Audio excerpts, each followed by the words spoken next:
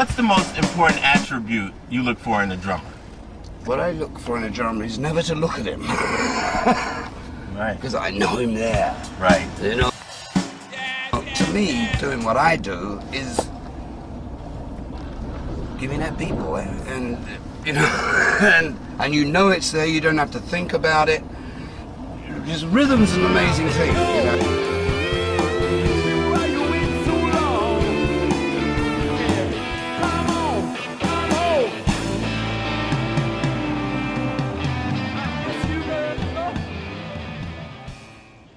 Charlie and I work. I mean, I've been playing with the cat for 40 years now. I mean, I'm the most blessed man in the world. I mean, the first drummer I ever really worked with was Charlie Watts, and I'm still working with him. And it's a constant source of enjoyment. Sometimes up there, we try and screw each other up. I mean, if you're a painter, right? I mean, there you got your canvas, you know, and if you make a painting, you've got to make a few daubs here and there, right? Right. But most great painters never use the whole canvas. They use the canvas as the 3D, and the whole thing with sound, if you take, you know, from the visual to the audio, it's the same thing. Silence is our canvas. Right. That's how I learned to play. I didn't learn to play by going to, you know, it's one of the faults in my playing. I never learned to play. I learned by watching. I should have gone to school and learned how to do it. Yeah, I'll cut the beat up a little bit, and he'll trip me back. Boom, you know, this little games. You know, we don't really mean to do that, but sometimes, you know, you get like mischievous and do that kind of thing. And I mean, Charlie, if I can flip the beat for a moment, he'll catch it back and like lay it back on me, and I'm like, yeah, all right. Or school, I mean, I should have gone to a classes, and I had tuition, but I never did. And I learned by watching the great drummers in London, you know, Phil Seaman, people like that in London, and American players when they came over, you know. I came here when I was 17, not to see all that. I came to see Bud Powell and Kenny Clark playing at the Club Saint-Germain. Cool. But it's a lot of it's experience, but at the same time, Charlie Watts, he's one of the greatest drummers in the damn world there's ever going to see. And I mean, it's so beautifully spontaneous and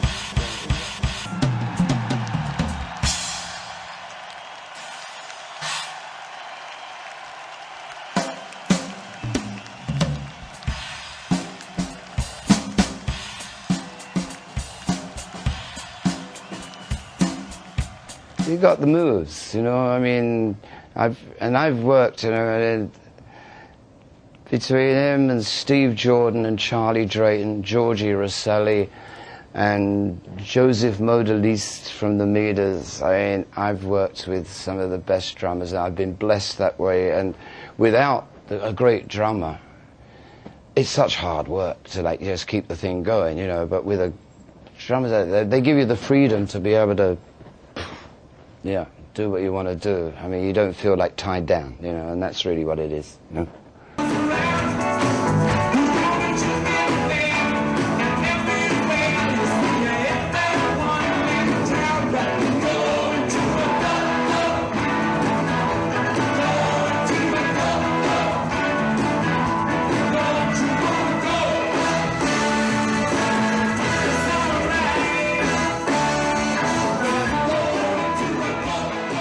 I love the Otis Redding thing we do, and I Can't Turn You Loose, but I love that song.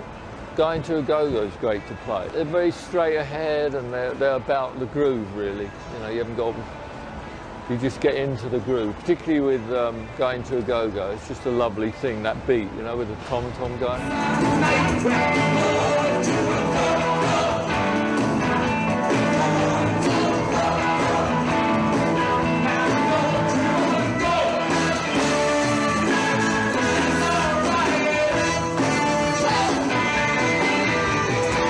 And it's where you don't put stuff, which is just as important, if not more, than where you put it. I mean, what I've never liked to play with is busy drummers. Thankfully, I've got very lazy ones, and I'm spoiled.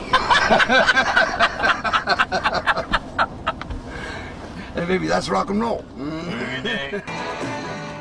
Because of how I learned to play and the people I loved when I was young and was learning, because I never learned in studies or anything. I used to watch people play and copy them, and all those guys happened to be jazz players, which is what I like. But it's very, very important, the ride cymbals, the different sounds and the way you play them. Very important.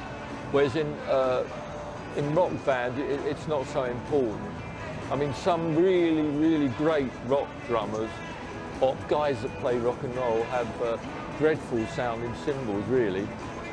But they don't actually need them, you know. And engineers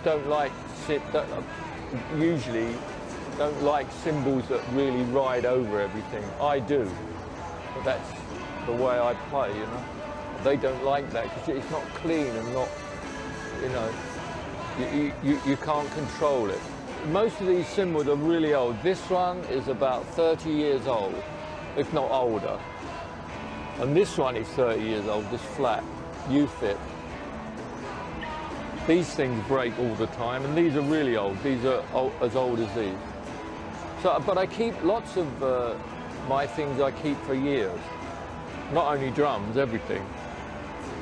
This is a copy of an old one I had, this thing. I wouldn't bring it out here, it's too delicate, and I use that with jazz. It's called a swish, which is an Avides, and it's a really low ride. This is for pianos, really, but with ours, I use it with the guitars. That's just a crash that has a bomb there. That's a bomb, and that's a bottle. So you can see we went down very well some nights. And this thing is the usual, I use it as a crash.